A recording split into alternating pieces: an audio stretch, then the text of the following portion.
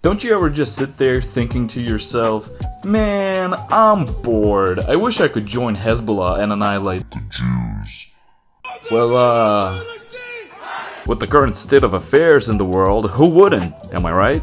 But regardless of how anyone feels about the conflicts in the Middle East, perhaps the most interesting aspect is just how sensitive the topic is. I mean, you can literally criticize any side or faction that is fueling the fire and still be called out for it. And the very existence of this video is guaranteed to piss some people off. In fact, I think I can hear some angry keyboard warriors right now. Oh look, you didn't talk about the full story. Oh, you missed so much historical relevancy. Oh, you're spreading misinformation! So, when a normal man looks at this topic, with an angry group behind it, the rational decision is to lock up your doors and never speak of it again. But this ain't the normal man show. This is sick fun. So spreading filth and disease for your viewing entertainment is just what this show is about. But I get the point of contention. I mean, we're talking about a long and complicated conflict here. Multiple conflicts, in fact. And this being 2026, the information war is no longer a novelty, and the political divide between people is ever growing. Okay, so let's get serious for a sec. How can you indoctrinate small Goo Goo Gaga babies to hold an AK-47 for your cause? Why, through video games, of course! Since the dawn of age, first-person shooters have been a great way to unwind. From the early days of Doom to modern shooters of today, realistically, I don't think I need to introduce the concept of the FPS genre. Just look at the oversaturated market and I'm sure you'll find a game for every kind of niche. Nowadays, I mostly play boomer shooters like Dusk or Turbo Overkill because these games provide fast movement and a power fantasy of an unstoppable killing machine. But that's not what we're talking about today. No. Today, we're focusing on games that were explicitly published by a terror organization known as Hezbollah. Some regard their games as recruitment tools, some don't, and claim it as justified resistance.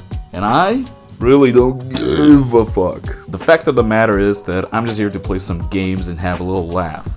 I should also prefix this by saying that I don't condone any of the groups mentioned in this video. But also, if you've come here expecting me to be all serious and talk about these titles with the emotional maturity that is needed, then you can bet your sweet plump round ass that I won't. Because truthfully, I shouldn't be fucking talking about this. I'm stupid. Most of the information that I have comes from Wikipedia anyway. So if you ain't happy, go change the Wikipedia articles, I don't know. And if you need a serious analysis on all of this shit, then I'm sure there's better suited sources / documentaries for that. I'm not here to educate you, and the last thing you should do is listen to a YouTuber blab about the Middle East like there's some kind of expert on it.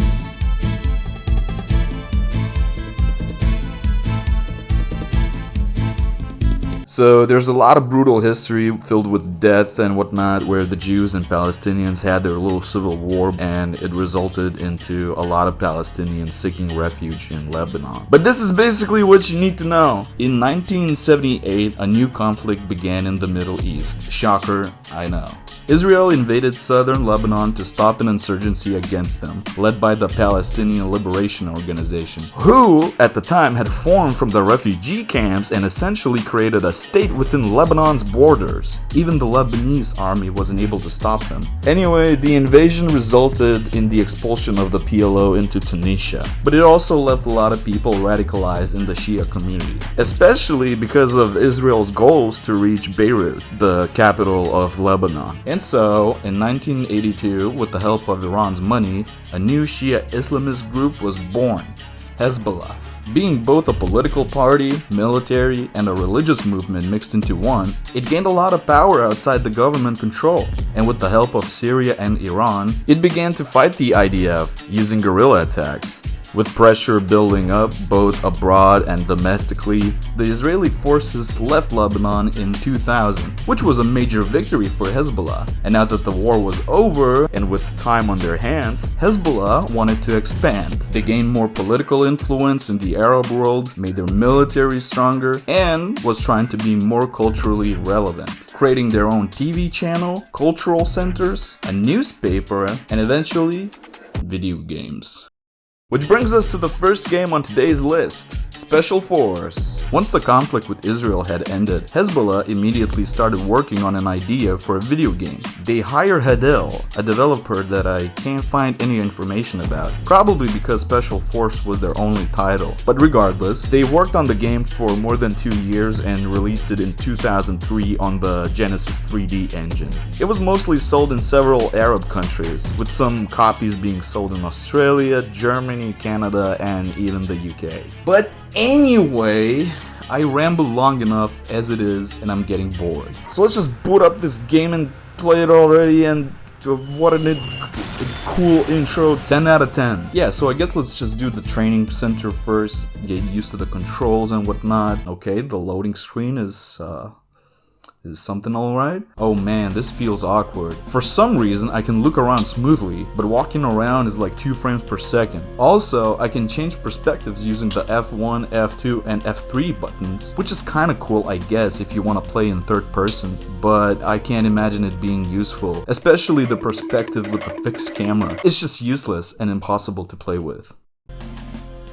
May Allah's blessings and peace be upon you. The Military Academy welcomes you. Please follow the instructions that will appear in front of you, which will help with your training. Why, thank you, voice in my head. I think I can do that. And hey, if I do a good job, maybe I can be part of the organization myself?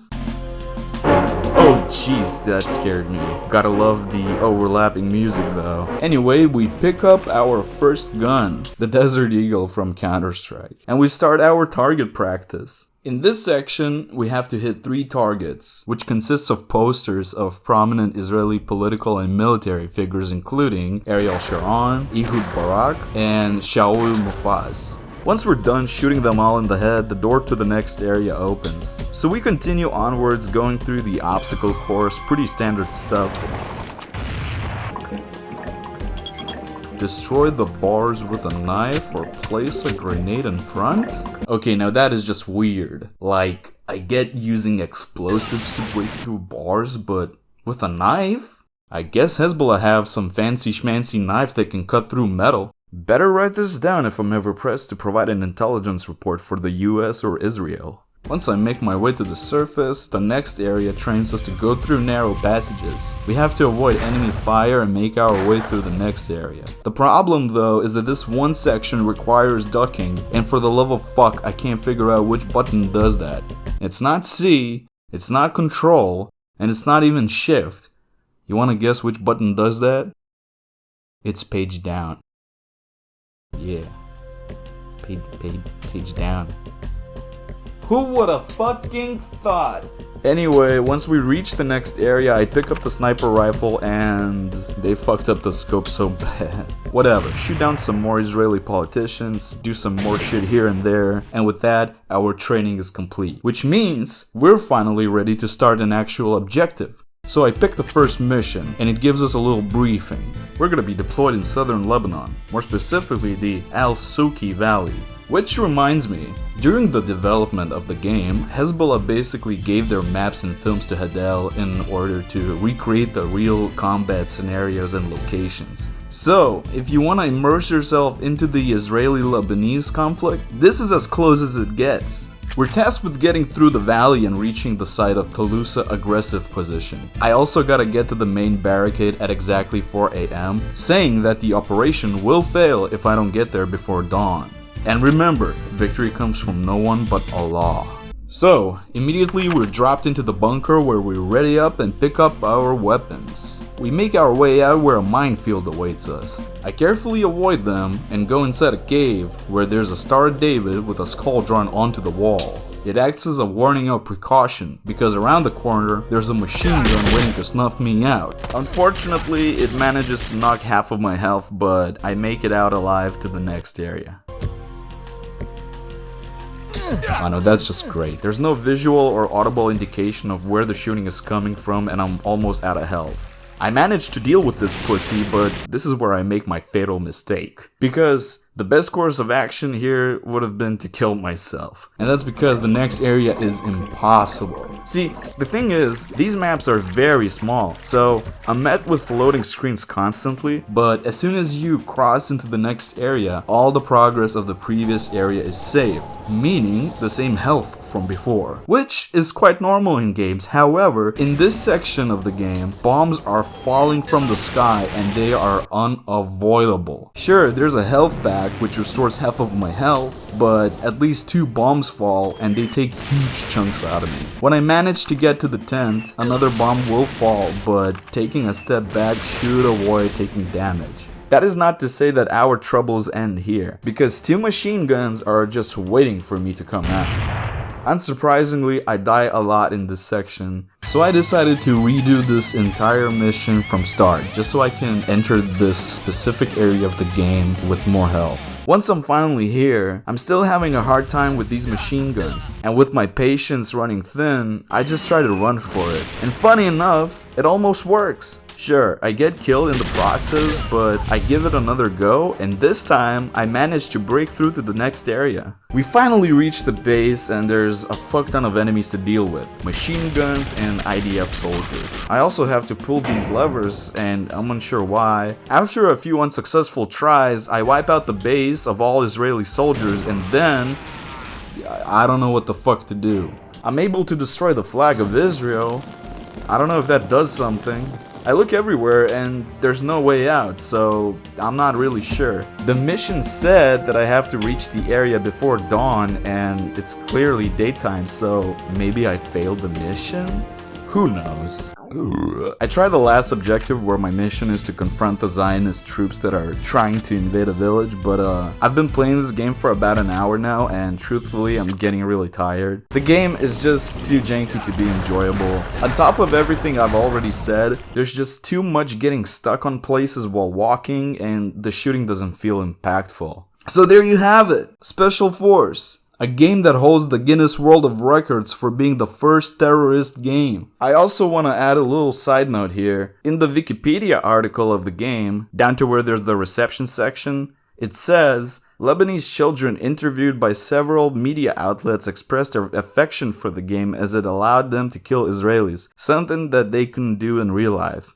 God have mercy on our souls. But I can understand the sentiment. Israel is very unpopular in Lebanon, and that's why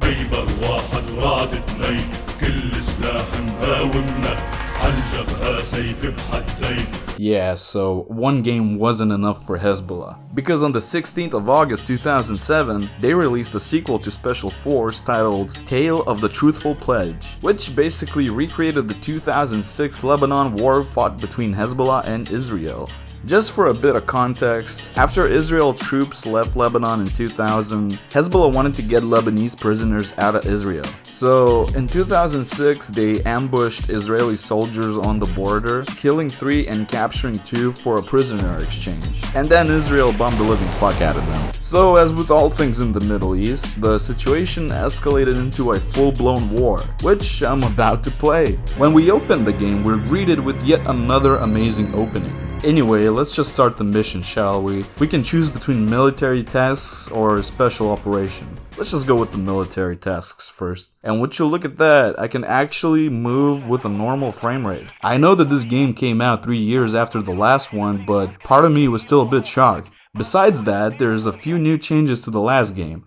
Firstly, you can't carry all your weapons. Bummer. If you want to have another heavy weapon, you have to drop the one that you have in your inventory. Secondly, your character speed depends on the type of weapon that you're carrying. And lastly, there's a stamina meter.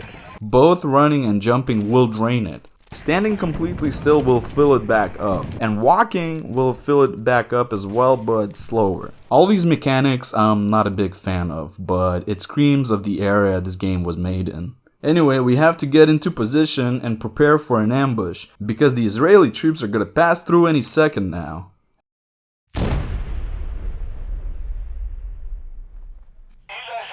After bombing the shit out of them, I group up with my comrades as the battle begins. Progress towards to destroyed car. Okay, sure, but why? I mean, I get that I should listen to my orders and have faith that victory will be paved by Allah, but holy shit! The IDF can morph out of reality? No wonder our opponents have the upper hand. Anyway, we have to move to the Israeli outpost, which is heavily guarded, and unfortunately, I get gunned down quickly. So I try again, and this time, after bombing the cars, I drop my bazooka and pick up the sniper rifle, which is, I feel, like the best gun in this game right now. Once I catch my crew, this one in particular has some sort of fondness over me, but he's being a dick, pushing me while I'm trying to snipe the enemy. It's gotta be alright, man, just fucking let me do my job. Oh, would you look at that? He's following me, that's nice. But like with a little baby, you turn around for 3 seconds and he's gone. Feeling scared and alone, I continue moving forward, but before entering the outpost, I waste all my bullets and get killed. Practically in the same spot as before. You know something? This game is much more difficult than the first one. The original was also difficult, but mostly for the wrong reasons, like jank. In this one, it only takes a few hits to be killed, and there's just too many enemies. Not to mention that my squad is small and borderline retarded. Perhaps it's meant to be a metaphor to real life, like how Hezbollah just can't win against Israel. But whatever, we can't give up now. Inshallah, we will conquer Israel. Alright, let's do this shit. I'm not fucking around. Being real careful about this. I snipe everyone that I can see before moving forward. And this time, I actually managed to move much more further. I even fight a helicopter briefly. Then I climb up the guard tower and restock on some shells before sniping everyone I can see again. At this rate, nobody can stop me. Alright, fuck this. So the next mission is a special operation. Let's give it a go. Alright, so this is very, very dark. Let's just go to the settings and slide this up a bit. Still too dark. Okay, just a minute. Nope, not yet. Just gotta adjust this one and yeah, this shit doesn't fucking work. Okay, well, if I can't adjust the brightness, maybe there's a flashlight that, oh, that's perfect. I am so glad that my flashlight can light the fucking gun of all things. Yeah, I have no idea how to pass through this level. It's pitch black, and I can't even see where half of the bullets are coming from. I tried to play this a few times, but ultimately, I get killed relatively fast, so fucking whatever. I'm done with this one.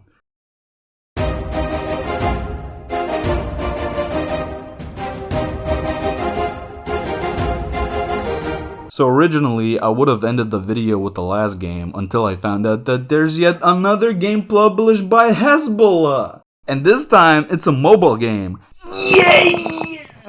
Released on February 9th, 2018, the game was originally launched on the Google Play Store before being removed approximately 1 year later, to nobody's surprise, I'm sure. The game's representative has stated that it was due to political reasons, but digging into this further, it makes sense as to why. Just like with previous Hezbollah titles, this one showcases a real-life conflict as well. This time, however, the Syrian Civil War. So in 2011, many people were discontent with the regime in Syria, ruled by Bashar al-Assad, and so large democracy rallies made their way across the country. But this was met with lethal force from the regime, thus starting the civil war. Hezbollah entered the war around 2012 to 2013 to help the regime, their main motivations being that Syria was a key ally and a supply route for Hezbollah from Iran. They also feared that if Assad fell, hostile Sunni extremist groups might gain power near Lebanon, which, if you're unaware, ISIS. So, the game, yeah, let's boot it up, alright, colorful menu, cool, I guess let's just go to the shrine. Hey man, what's happening? Peace be upon you, daughter of Commander of the Faithful. Well, I'll have you know, sir, that I'm no female, and I certainly don't have a commander father. Anyway, maybe this guy has something to say. Too busy praying. You know, it's kinda peaceful here. Well, as peaceful as you can get with Hezbollah games. But I quickly get called into action and run off with a soldier. This is where shit hits the fucking fan.